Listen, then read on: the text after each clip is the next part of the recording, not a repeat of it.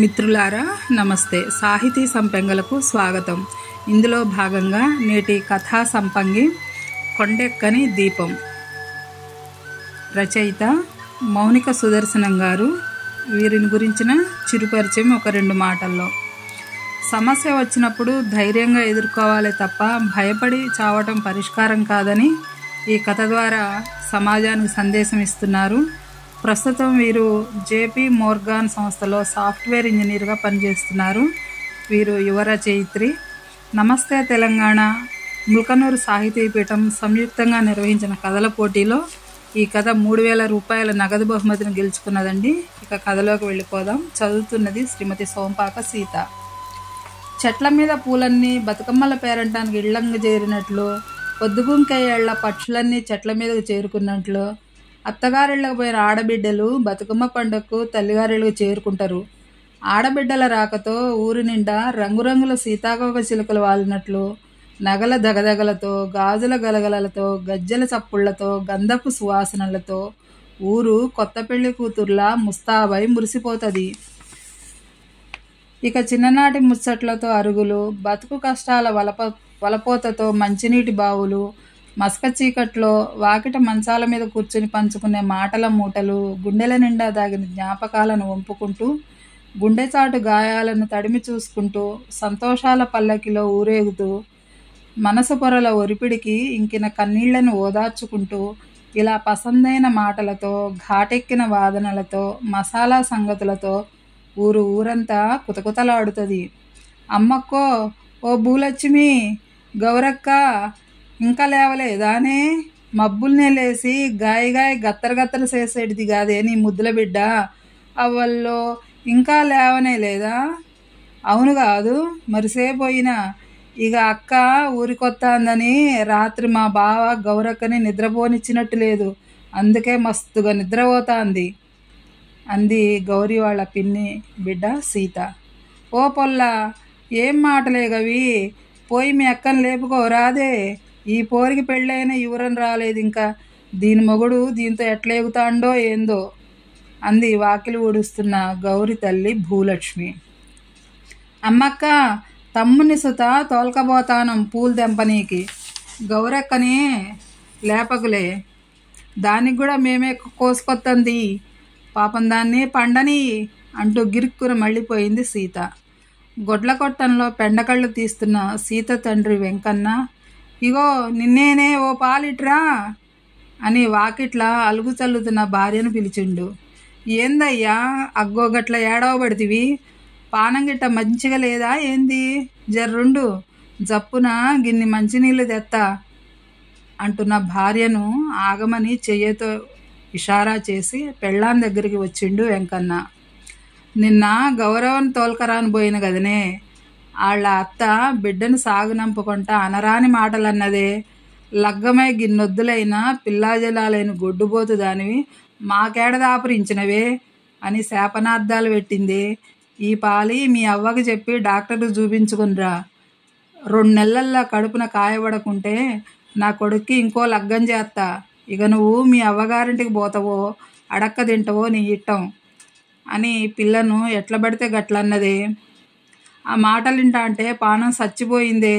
ఇక గౌరవ దారి పొంటంతా ముదాం ఏడుస్తూనే ఉందే, భగవంతుడు కట్టాలన్నీ మనకే పెట్టినట్టుండే అంటూ కళ్ళ నీళ్లు తుండుగుడ్డతో తూడ్చుకుంటూ, సరేతి 10-11 అప్పో సొప్పో చేద్దాం కానీ బిడ్డని ఇయ్యాలనో రేపో పట్నం దొలకపోయి మంచి డాక్టర్కు చూపించే అన్నాడు వెంకన్న పెండకళ్ళను తట్టలకు ఎత్తుకుంటూ. దాన్నోట్లే మన్నువడ, దాని తలపండు వలుగా, దొంగముండ, బిడ్డను రాసి రంపాన పెడతా అన్నట్టుంది, దాని నోటికి జడిసి బిడ్డ బువ్వ కూడా సక్కంగా తింటనట్టు అగిపిస్తలేదు, పోరి దవడలన్నీ గుంజకపోయి చెంపలు లొట్టలు పడి యాడికాడికి ఎండకపోయింది. బతుకమ్మ పండగంటే బిడ్డకు పానం లెక్కుండేది, ఊళ్ళే పూలు సెర్ల పూలు కోలు ముందే తెంపి తెస్తుండే బిడ్డ, ఇప్పుడు పండగన్న కయాలే లేకుండా పోయింది సుతరాము. ఈ పెళ్లి మీద మన్నువడ, పెళ్ళి దాని నెత్తిన నిప్పులు పోసి సంతోషాన్ని దిగమింగినాది. అయినా దొంగబొడ్డి, అది కూడా ఆడిదే కదా, 4 వద్దులు ఆలస్యమైతే గొడ్డుపోతని పేర్లెడతదా, ముందు దాని కొడుకును దవాఖాన్ల చూపుమను, దుక్కి దున్నంగానే పంట పండుద్దా? ఇచ్చాంతరం కాకుంటే గట్టిత్తనం పడొద్దా ఏంది అంది. అని కాసేపు దమ్ము తీసి, నువ్వు సూత నా మాట ఇన్నవా? వద్దయ్యా, పట్నపోళ్ళ సంబంధం అంటే ఇనకబోతివి. బిడ్డ కట్టబడొద్దే, మన లెక్క మట్టి పిసుకుద్దే అని తనలాడితివి. ఇప్పుడు చూడు దాని గతేమైందో అని వలవల ఏడ్చింది భూలక్ష్మి. కళ్ళు నలుపుకుంటా వాకిట్లోకి వచ్చిన బిడ్డను చూసి పెండ్లాం మగలిద్దరూ ఏం తెలియనట్లు మాట బడతబెట్టిండ్రు. అవ్వా, నేను ముగ్గయ్యనా అనే అంది గౌరీ. అద్దు తీ బిడ్డ, నువ్వు పోయి ముఖం కడుగునే సాయ పెడతా అంది భూలక్ష్మి. బాయిగట్టున కూసోని ఆలోచనలో మునిగింది గౌరీ. ఎట్లాంటి బతుకు ఎట్లయిపాయే? 10 అయిపోగానే ఇక సాల్తీ అని చదవకుండా చేసిరి. మంచి సంబంధం, పిల్లగానికి పట్నంలో నౌకరని అప్పులు చేసి ఉన్నదమ్మి కట్నం పోసి లగ్గం చేసిరి. తమ్ముడు కూడా చిన్న పోరడు. అమ్మ నాయనలు తిని తినక రెక్కలు ముక్కలు చేసుకున్న సాలని బతుకులాయే. ఆడ చూద్దామా, అత్త చూస్తే రాకాసాయే. మామ ఉన్నా లేనట్లేనాయే. ఇక ఆన్ని మొగడన్నా మొద్దన్నా ఒకటే. పెళ్ళాం పక్కల పంటే పక్కకు మళ్ళీ పంటడు. ఇప్పటిదాకా పెయి మీద సెయ్యేసి ఎరగడు. ఇక పిల్లలని అంటే నేను ఏడదెద్దు, ఏం చేద్దు అని గుడ్లలో నీళ్లు నింపుకున్నది. వాణ్ణి నిలదీస్తే బెదిరిస్తాండు. బయటికి చెప్తే నీ కాందాన్ని మొత్తాన్ని నడిబజార్లో నరుకుతా అని భయపెడతాండు. మరి పిల్లల సంగతి ఎత్తొద్దని మీ అవ్వకు చెప్పమంటే నేను చెప్పను, ఎవరి దగ్గరన్నా పండి పిల్లల్ని గను అని గలీజు మాటలు అంటాండు. అమ్మ నాయనలకు ఏం చెప్పాలనో ఎట్లా చెప్పాలనో తోస్తలేదు. చెప్తే ఏడగుండె పగులుతారోనని బుగులైతాంది. ఇక దేవుడు నాకు సావురాతే రాసిండేమో. ఈ పండుగెల్లుడు అటెంక నా పీనుగెల్లుడు ఒకటే కావాలి, అంతకన్నా తోవలేదు అని తీర్మానించుకుంది. కానీ ఇక ఉన్నన్ని రోజులు నా బాధ అమ్మ నాయనలకు తెలవనీయొద్దు. సంతోషంగా ఆఖరి బతుకమ్మ ఆడి గౌరమ్మ గంగలో కలిసినట్లు నేను సుత ఆ గంగలనే కలిసిపోతా అనుకుంది గౌరీ. గౌరవ్వ, ఎంతసేపే, చాయి సల్లారుతాంది, జప్పును రాబిడ్డా అన్న తల్లి మాటలతో ఆలోచనలు బందుపెట్టి అత్తాన్నే అంటూ గబగబా ముఖం కడుక్కుని పోయింది గౌరీ. అవ్వ కొంగుతో ముఖం తుడుచుకుంటా అంటే చిన్నతనం యాదికొచ్చింది. అవ్వ కొంగు అంటే పిల్లలకు దాపుడు పెట్టే. ఎక్కడ తినేది దొరికినా అవ్వ సెంగున ముడేసి పిల్ల పచ్చులకు తల్లి పచ్చి తెచ్చినట్టు తెచ్చి పెట్టేది. కాయో పండో అప్పాలో చివరగా సుంట చిల్లర పైసలు సుత అవ్వ కొంగున్నే దొరికేయి. అవ్వ కొంగు అంటే అక్షయ పాత్ర. ఆ కొంగు ఎండకు వానకు గొడుగు పట్టేడిది. జ్వరం వచ్చినా పడిసెం పట్టినా అవ్వ కొంగే ఆసరా అయ్యేడిది. ఇప్పుడు సుత గుడ్ల నీళ్లు కనపడకుండా అవ్వ కొంగే కాపాడింది అనుకుంది గౌరీ మనసులా. అవ్వ ఇచ్చిన సాయి అమృతం కన్నా ఎక్కువే. అవ్వ, సాయిల గిన్ని కారపు సుట్టలు పోయి రాదే అంది గౌరీ. మాపటేల తిందులే బిడ్డ, ఇయ్యాల ఎంగిలి పూలు. ఒక్క వద్దుండి బతుకమ్మ పేరు. తమ్ముడు తంగెడు పూలకు పోయిండు. జప్పన్నే అత్తడిది అంది భూలక్ష్మి కూతురితో. తలదీపార స్నానం చేసి కొత్త చీర కట్టుకుని నిండుగా అలంకరించుకుని నట్టింట్లో సాపేసి సిబ్బిల బీరాకులు పరిసి తంగేడు పూలతో బతుకమ్మను పేర్చి దేవుని ముందు పెట్టి పూజించి అగరొత్తులు అంటించి కొబ్బరికాయ కొట్టి నీళ్ళారబోసి దండం పెట్టుకుంది గౌరీ. మంచిగా మొక్కుకో బిడ్డ, అచ్చయ్యడు సంకల బిడ్డతోని బతుకమ్మను ఆడిపియమని గౌరీదేవికి మొక్కు బిడ్డ అంది భూలక్ష్మి. పిచ్చి తల్లి, కాపురం చేయని మగంతోనే పిల్లలు కనమంటే దేవుడేం చేస్తాడు? మన తలరాతే సక్కంగా లేనప్పుడు ఎంత మొక్కితే ఏమొస్తుంది అని మతిలో అనుకొని కళ్ళు మూసుకుని, ఏ బాధ లేకుండా ఎవరిని బాధ పెట్టకుండా నువ్వు గంగలో కరిగినట్లు నన్ను నీలో కలుపుకో తల్లి, మా అవ్వను బాపును తమ్ముడిని సల్లంగా చూడమ్మా అని మొక్కింది గౌరీ. గుండె దిటవు చేసుకున్నాక ధైర్యం తెచ్చుకుని ఉన్న 4 రోజులు సంతోషంగా ఉండాలే అనుకుంది గౌరీ. కమ్మ, ముద్దపప్పు బతుకమ్మ, నానబియ్యం బతుకమ్మ, అట్ల బతుకమ్మ, అలిగిన బతుకమ్మ, వేపకాయ బతుకమ్మ, వెన్న ముద్దల బతుకమ్మ. పండగన్ని రోజులు తీరొక్క సీర కట్టింది. రంగురంగుల పూలతోని భక్తిగా బతుకమ్మను పేర్చింది. రోజుకో నైవేద్యం పెట్టింది. తమ్మునికి బుద్ధిమాటలు చెప్పింది. నాయన కాళ్ళు పట్టింది. అమ్మ తలకు నూనె రాసి కొప్పు పెట్టింది. అందరితో ప్రేమగా మాట్లాడింది. ఆటపాటలతో అందరినీ సంతోషపెట్టినది. కానీ గుండెల్లో రగిల నిప్పుల కొలిమిని, మనసులాగని దుఃఖపు ముసురును మళ్ళీ ఆడలేని బతుకమ్మ ఆటను, ఆడకుండానే ఓడిపోయిన బతుకును తలిచినప్పుడల్లా రంగులు మారే ముఖాన్ని నవ్వుల బురకా సాటుకు నెట్టేసింది గౌరి. బిడ్డ, దవాఖానకు పోదామానే అని తల్లి ఎన్నిసార్లన్నా, సద్దుల బతుకమ్మ తెల్లారిపోదంతి అని నచ్చజెప్పింది గౌరి. ఆ ఖర్చు సుత తన ఆఖరి పయనానికి అక్కర కొత్తాయని మదిలో తలసింది గౌరి. ఆ రోజు సద్దుల బతుకమ్మ.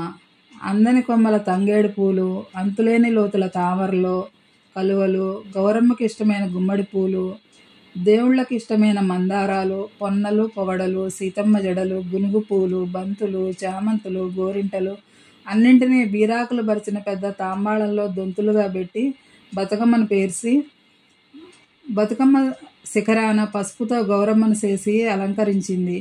దేవుని దగ్గర బతుకమ్మను పెట్టి సత్తుపిండి, పెరుగన్నం, పులిహోర, మలీద ముద్దలు, కొబ్బరన్నం, నువ్వులన్నం నైవేద్యంగా పెట్టి కొబ్బరికాయ కొట్టి హారతి ఇచ్చినాది గౌరి. అమ్మనాయనల కాళ్లకు మనసారా మొక్కింది. అమ్మనాయనల రుణం తీర్చుకోకుండానే వెళ్ళిపోతానా, మళ్ళీ జనముంటే కొడుగ్గాను, ఎద్దుగాను, నాగలిగాను మీ ఇంట్లో బుట్టి రుణం తీర్చుకుంటా అనుకుంది మనసులా. గౌరిని చూసిన తల్లి తన దిష్టే బిడ్డకు తగులుతాదని గౌరి అరికాలికి దిష్టిబొట్టు పెట్టింది. 2 చేతులతో తల నిమిరి మిటికలిరిసింది. వేళ్ళు పటుక్కుని ఇరిగినాయి. గౌరి పేర్చిన బతుకమ్మ సద్దుల పండుగకే వన్నె తెచ్చింది. ఈ ఏడు ఊళ్ళే గౌరిదే పెద్ద బతుకమ్మ. భూలక్ష్మి పిల్ల బతుకమ్మను, గౌరి తల్లి బతుకమ్మను తలకెత్తుకున్నారు. నైవేద్యాల గిన్నెతో తమ్ముడు తోడు నడవంగా, డప్పు సప్పుళ్లతో వాడకట్టు బతుకమ్మలను వెంట నడవంగా, దివి నుండి దిగిన అప్సరసలా నడుస్తూ దేవుని గుడి దగ్గర సద్దుల బతుకమ్మ ఆఖరి ఆటకు బయలుదేరింది గౌరి. డప్పు సప్పుళ్ళు, చుట్టూ జనాలు. రేపు కూడా ఇంతేగా. ఇప్పుడు సంతోషంగా నడిచే వీళ్ళందరూ రేపు నన్ను గుర్తు చేసుకుంటా ఏడుస్తూ నడుస్తారు. నాయన నా ముంగుట నడుస్తాడు. ఇవన్నీ అప్పుడు నాకు అగుపడవు. ఈ ఆలోచనలు మనసులో ముసరగానే గౌరి కళ్ళు నీటి చిలువలైనాయి. ఆ పొద్దు ఎన్నడూ ఆడని బతుకమ్మ ఆడింది గౌరి. ఎప్పుడూ గొంతిప్పని గౌరి ఎన్నెన్ని పాటలు పాడినాదో. దోస్తులతో కూడి దస్తిబిస్తే ఆడినాది, చెమ్మచెక్కలాడినాది, జంటలుగా విడిపోయి ఎదుర్కోళ్ళు ఆడినాది, కూసోని కాళ్ళతోడే తుమ్మిస ఆడినాది. అలసిపోయిందంకా ఆడి పాడి అందరితో కలిసి బతుకమ్మను సాగనంపనీకి పెద్ద చెరువుకు చేరుకుంది గౌరి. అమ్మ, నాయన, తమ్ముడు సాయం పట్టంగా బతుకమ్మతో చెర్ల దిగింది.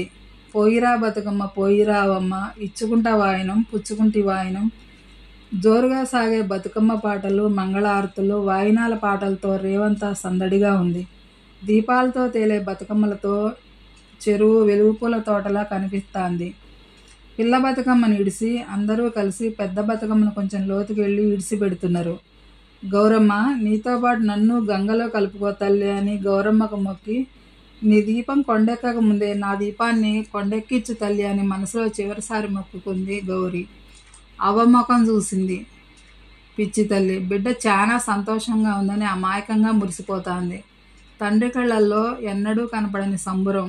తమ్మునిది ఆటగోలు పసితనమైనా నేనేడపడతానోనని సేయి గట్టిగా పట్టుకుండు. అప్పుడు భర్త గుర్తొచ్చిండు గౌరికి. అరే లంబడి కొడక, నా జీవితాన్ని ఎందుకు నాశనం చేసినవురా అని గట్టిగా అరవాలనిపించింది. సంసారానికి పనికిరానోనికి ఆడపిల్ల జీవితంతో ఎందుకు ఆడుకుంటున్నావురా అని అడగాలనిపించింది. అవును, నేను చస్తేనే ఈ సమస్య తీరిపోద్దా? నా దినాలు తిరగక ముందేవాడు మళ్ళీ పెళ్లి చేసుకుంటాడు. పిల్లలు పుట్టారని బాధతో ఆత్మహత్య చేసుకుందని నా మీద నింద మోపుతాడు. అందరూ గదే నిజమని నమ్ముతారు, వాడినే నమ్ముతారు. ఆ తర్వాత ఇంకో అమాయకురాలు బలిపీఠం ఎక్కుతుంది. దాని బతుకు గింతే. మరి వాడు ఆడేసులోడైనా మొగేసం వేసుకుని దొరలా బతుకుతాడు. మరి ఆయన తప్పులకు శిక్ష లేదా? తప్పు చేసినోడేమో తెలగరేసి పొగరుతోని బతుకుతా అంటే, ఏ తప్పు చేయని నేనెందుకు సావాలా? లేదు లేదు, సావద్దు. తెగబడి కొట్లాడతా. ఆడదంటే నీళ్లల్లో కరిగిపోయే గౌరమ్మ కాదు, నీళ్లల్లో సుత మంటలు పుట్టించే భద్రకాళి అనిపిస్తా. గిట్లా భయపడి నిందలు మోసి సావడానికేనా నేను పుట్టింది? లేదు, నేను బతుకుతా. నన్ను ఏడిపించిన అందరినీ నలుగుట్లకు గుంజుతా. వాళ్ళందరి అసలు రంగు బయటికి ఇగ్గి చూపెడతా అనుకుంది. ఇట్లా గౌరీ మనసులో ఆలోచనల తర్కం చావు నుండి బతుకు మీదకు మళ్ళింది. ఇది చాలు, చచ్చిపోవాలనుకున్న వారికి ఒక్క క్షణం ఆలోచన మారితే ఇక చావమన్నా చావరు. అదే జరిగింది ఇక్కడ. లేదు, ఈ నీళ్లల్లో పడి కుళ్ళిపోయి సావటం కంటే కొట్లాడి సస్తా, అమ్మకు నాయనకు తోడై తమ్ముడిని గొప్పోడిని చేసి కుటుంబాన్ని రేవుకు తెస్తా అనుకుంది మనసులా. ఈ ఆలోచన రాగానే గౌరి గుండె వేగం తగ్గినది, కాలు వెనక్కి పడినది. తల్లి బతుకమ్మ నీటి తెమ్మర్లపై తూగుతూ ఊయలలూగుతూ నిశ్చలంగా నదిలో పోతాంది. గౌరి మనసు కూడా ఆలోచన బరువులను దులుపుకొని నిమ్మలపడతాంది. తమ్ముడు చెయ్యి వదలకుండా గట్టిగా పట్టుకున్నాడు. ఏదెట్లయినా ఇక అన్యాయానికి ఎదురుమళ్ళుతా, అవసరమైతే ఊరిని తన వాళ్లను కూడగట్టుకుని ధైర్యంగా నిలబడి కొట్లాడతా. మా అంటే పానం పోతుంది గంతే. అట్లా సచ్చే బదులు గిట్ల సస్తా. సావుకు భయపడి రోజు సావటం కంటే సంపుతా అన్నోడిని సంపి బొందబెడతా. మొగని ముసుగేసుకున్న మగోడి కానీ ఆనికి బుద్ధి చెప్తా అని ధైర్యంగా ముందడుగు వేయటానికి నిశ్చయించుకుని నీళ్లల్లో వెనకడుగు వేసింది గౌరి. ముందుకు నడుస్తున్న తండ్రి చేయిని గట్టిగా పట్టుకున్నది. నాయనా, నన్నే నీ పెద్ద కొడుకు అనుకోవే అన్నది. నీళ్లల్లో నెమ్మదిగా నడిచే అమ్మ భుజం చుట్టూ చెయ్యేసి ఆసరాగా తోడై నడిచినది. తమ్ముడు గెంతుతూ ముందు నడుస్తుండు. ఎక్కడ లేని ఆత్మవిశ్వాసంతో ధైర్యంగా ఇంటివైపు అడుగులు వేసినది గౌరి. దూరంగా కదిలే పెద్ద బతుకమ్మ అటు ఇటు ఊగుతూ ఆశీర్వదిస్తున్నట్లుగా, కొండెక్కని గౌరమ్మ దీపం చీకట్ల దారి చూపిస్తున్నట్లుగా తోచింది.